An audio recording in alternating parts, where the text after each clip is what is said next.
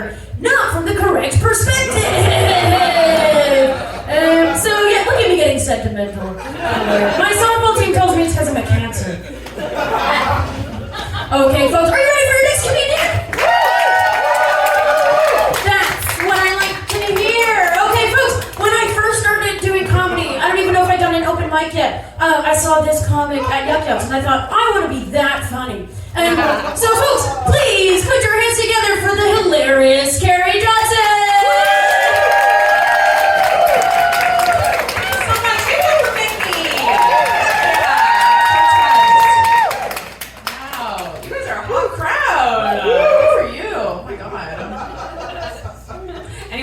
Breakups recently?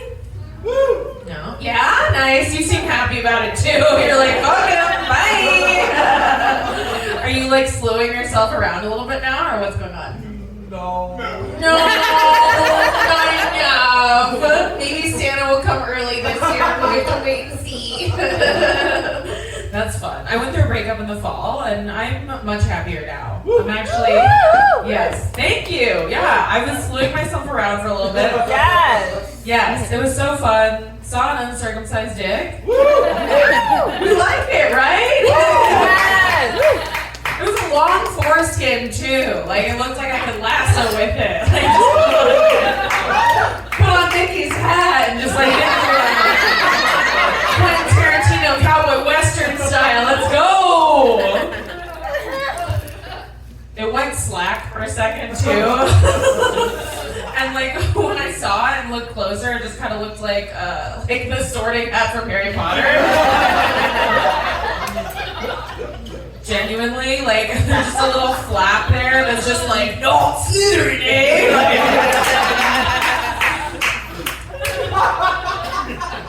Good shit. We like it. We like it. It's awesome.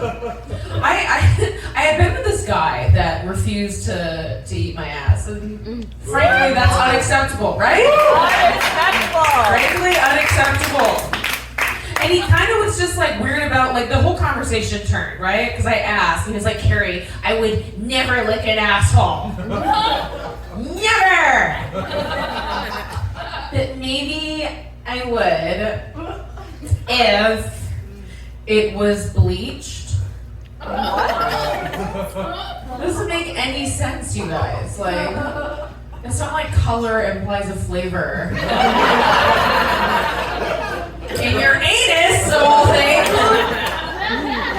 It's not like chocolate and vanilla ice cream where I can kind of predict the future, you know what I'm saying? Like, and besides, like, just because it's lighter doesn't mean it's gonna taste better, okay? It's not like white privilege extends into your asshole. Can we all agree it ends there? It's actually like inscripted into your butthole. Your white privilege ends here. Like I can't turn anyone's asshole into Liberty Village. Like I can't gentrify an asshole. Technology's not there. Like we have the iPhone 14, but not the gentrified asshole. Like maybe. Anyways, that was that. Now I'm fucking this tall dude. Anyone fucking tall dudes? Yes. Yeah. It's pretty fun. Yeah. Did you just say help yourself? I like that energy. You're like help yourself. There's a pole right behind him too. Like, there's enough here for everybody. It's fun fucking tall dudes because it's just like it feels like a buy one get one deal because there's just a lot of dude. You know what I mean? It's like a lot of extra dude. Like anytime we have sex, it just feels like I'm having a threesome like with the same guy. You know? Like, just get spit roasted by the same dude. You know?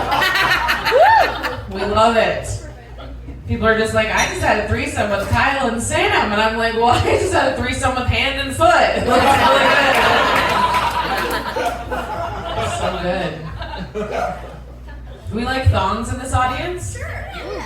Yeah, the occasional thong. Occasional. Occasional for the odd date here and there. Yeah, whatever. I was going out on dates and I was like, oh, maybe I'll be sexy and wear this like really sexy thong, which is a bold move, really, because like there's definitely poop on there and.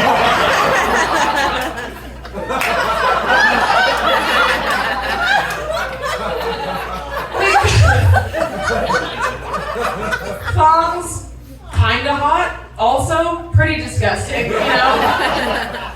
Like when you take off a thong after a long day, right? It just looks like this friendship bracelet of like discharge and HPV. You know? No matter how big a thong is, it's just way too tight. It ends up like balling up into your puss. It's just so up there. It just serves as an IUD basically. Like, 2 in 1. it's a 2 in 1. right? It's a DIYUD. My favorite birth control. Yes. Right? No. I like wearing big underwear, right? You know? Like underwear that's so wide and thick, it just feels like I'm stepping into a swing set. Lift me up by my wrist, daddy! No, actually my mom was worried about me because she knew I'd gone through a breakup and was being a hoe, and so she's talking to me about the ye old STIs and stuff, and she's like, Kari, you need to be careful because men are disgusting. And it only takes one, and then you're stuck with him forever. It's just like, Mom, did Dad give you syphilis? Like, is that why you guys are together? Like, you said you met at a lab. I thought it was because you're scientists, not like an STI lab.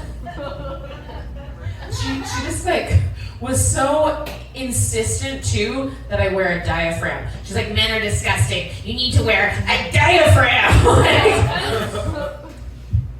have you guys ever seen a diaphragm? Ever? I've never seen one. The way I visualize a diaphragm is just a little like yarmulke for my pussy. Like that's like what I think. Diaphragm's like an artifact of like the 1920s. Like I feel like I have to dig up my dead great grandmother, reach into her 50-year-old dead pussy, and that's the only way that I would know what a diaphragm looks like. You have to go to the doctor to get fitted for one too. Just to see if my pussy is like a B or a C cup, I guess. Like, I don't know why would I ever want to do that? And also, with diaphragms, you have to keep it up there for 6 hours after you have sex. And I'm just like, no. Like, I want to see the cum gone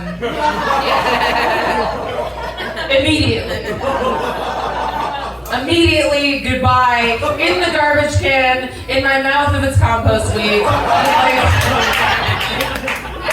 we're not taking any chances. 6 hours, you got me fucked up. Like, absolutely not. And the whole point of a diaphragm, too, is it's supposed to be like, oh, like, you know, then you can have uninterrupted sex. And I'm just kind of like, well, I kind of like the interruption that condoms offer. You know what I'm saying? It's my favorite moment when the guy is struggling for like 15 seconds. Because then I can just kind of look at him and be like, are we sure we should do this? Like, that's the real protection.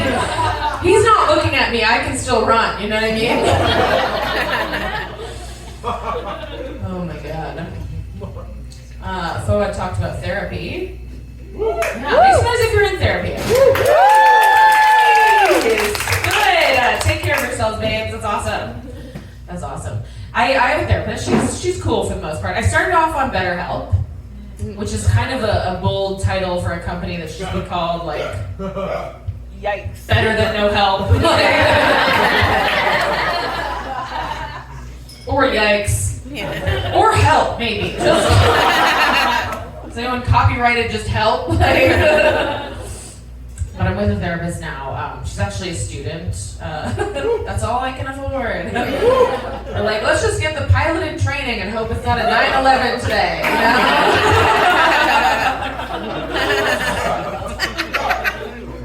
You know? She is practicing too. Her little guinea pig.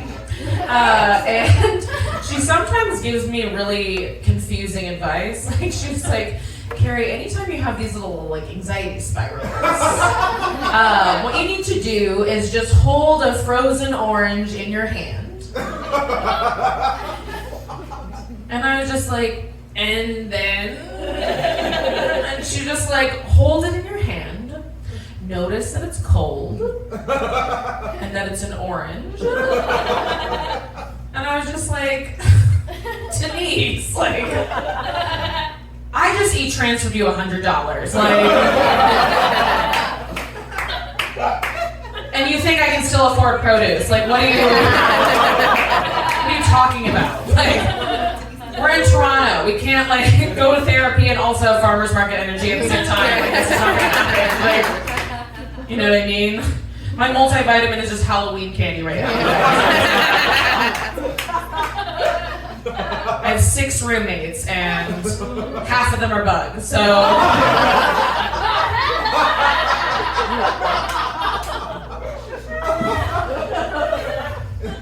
But I used to go to therapy in person. I used to do that, and I liked it because anytime my therapist would say, like, Kari, it's a safe space, I would really believe them. Because, you know, the walls were padded and stuff, so it made sense. Now, they're telling me it's a safe space through my laptop. They're just like, Kari, it's a safe space. You can say anything you want. It's a safe space, Kari. And I'm just like, no, it's not, Denise. I've watched so much porn on this laptop.